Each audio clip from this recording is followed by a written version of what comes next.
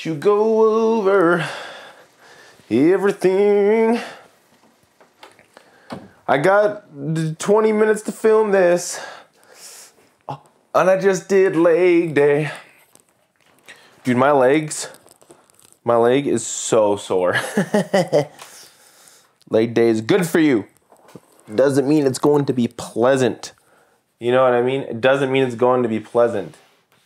Okay, we are lined up. We are itching, rearing, ready to go.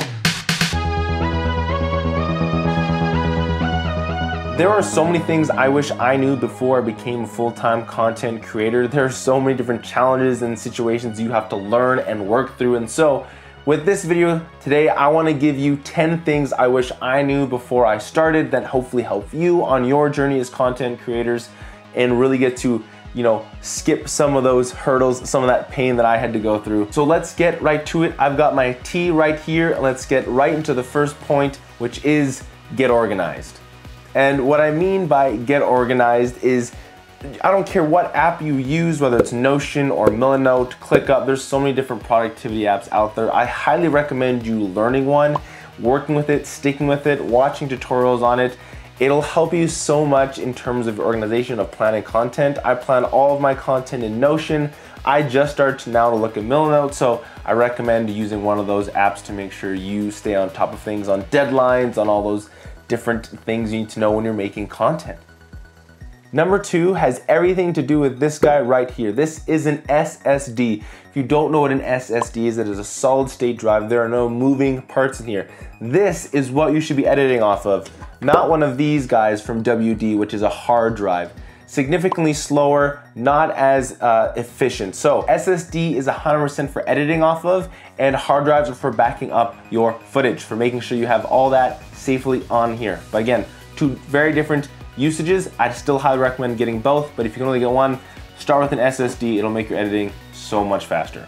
Third on my list is to be shooting in multiple frame rates, which really applies mostly to video side of the content creation, but still something that's really important to know. And this is where I'm talking about if you're shooting a sports event, let's say a soccer game or hockey or basketball, you're probably gonna tend to film in those higher frame rates so you can get some of that sweet slow-mo events, slow-mo action shots. But when it comes to like weddings, for example, or maybe you're filming for a corporation, you need to get some B-roll around their office, this is where I highly recommend switching it up between 24, 30, and 60. 120 is very slow-mo, so I wouldn't necessarily recommend it for most of those things, but again, creative choice. Maybe there's a certain swirl of the dress in the wedding. Maybe there's a dance happening, or the couple is running across the field in this nice, beautiful landscape. Again, something you can look at for 120. I would recommend filming on multiple frame rates. It'll give you some diversity in your editing, as well as slow-mo right now really is that like cinematic look that a lot of people like to see. So I highly recommend involving it in your different footage. But also being able to go back to the basic 24 frames or 30 frames just gives us that normal kind of real life look we are so used to seeing. Number 4 is again kind of a continuation on B-roll specifically. I highly recommend getting wide, medium, and then tight shots. This way you have a lot of diversity in your editing as well with the frame rates we talked about, and gives you a lot more versatility when you are working through your edit.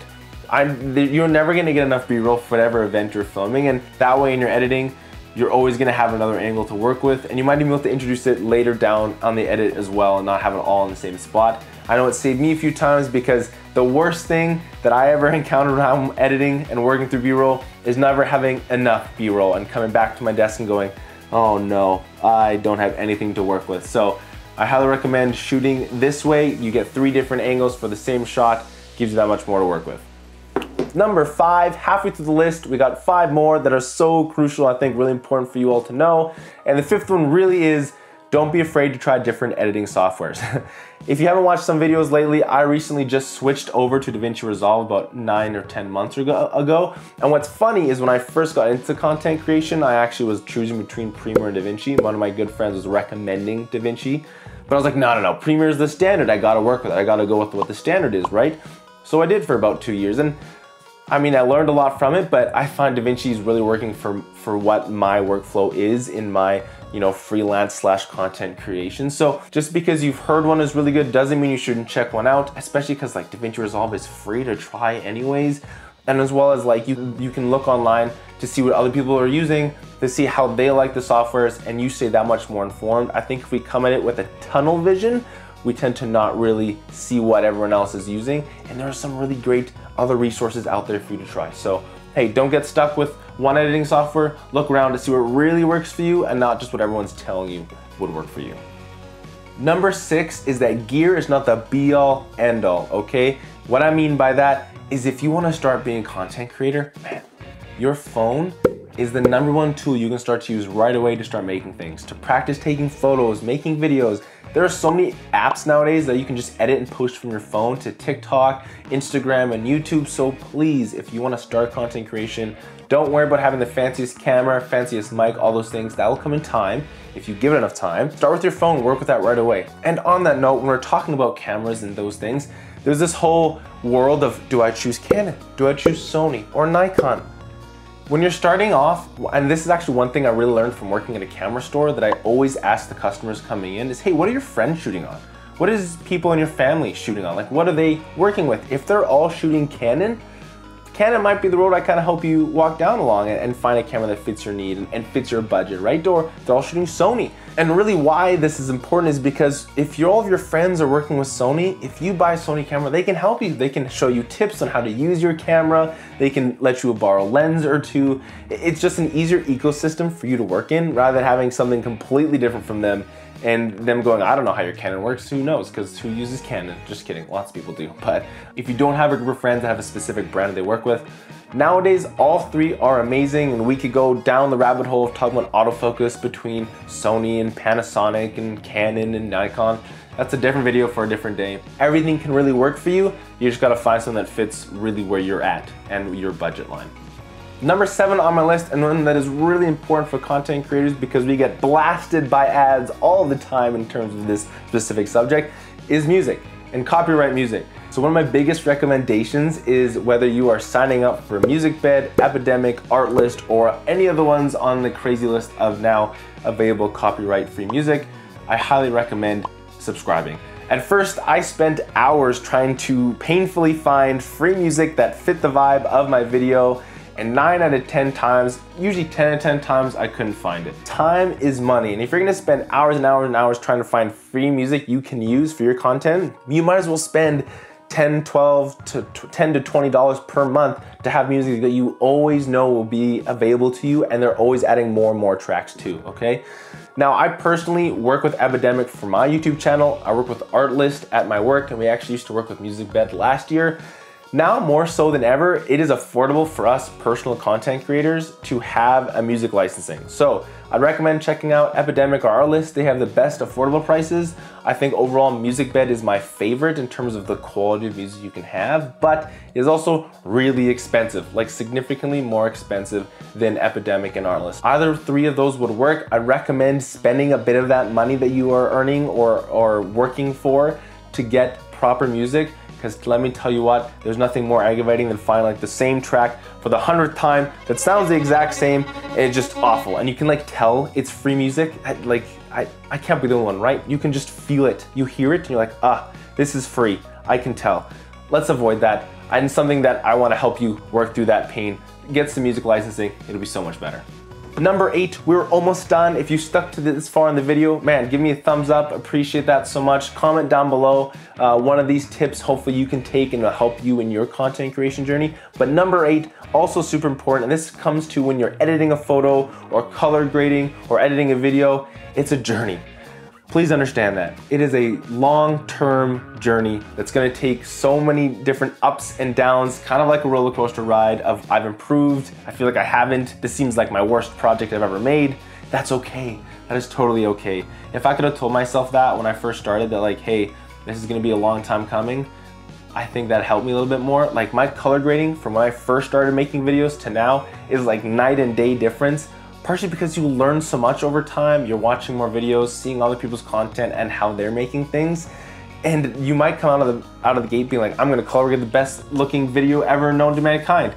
And it's probably like super saturated and the shadows are super crushed and it's like, ooh, this doesn't look very good. And it's okay, we're all gonna start there, but not to, you know, beat yourself up too much, or maybe that photo isn't edited to the best of your degree. Because like, It's funny, sometimes I find that even a photo I posted for like my yearly challenge I'm in right now, that I'm going, that really wasn't a good photo. I don't like it. And like the first comment's like, man, this is a beautiful photo. And you're like, beauty truly is in the eye of the beholder. So keep working hard, keep trying those different things. Color grading takes time, editing photos takes time. Watch more videos on it and keep practicing. You'll get better.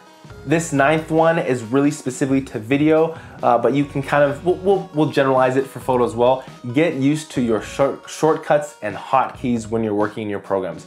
One of the biggest time savers for me in DaVinci Resolve is actually my Q and W hotkeys, shortcuts, whatever you want to call it, is where if I'm working in a timeline, Control B for me clips it at my playhead, and Q and W trim it to the ends or the beginnings of the video file. And that way I'm not like cutting and moving and cutting again and like, oh, subtract that a little bit. It's just quick cuts and moving, and that way I'm working through my timeline that much faster. So whether you're working in DaVinci Resolve, Final Cut, Premiere Pro, Lightroom, whatever it is, get used to those shortcuts and hotkeys. They will save you so much time when you're working through the various projects you'll be working on.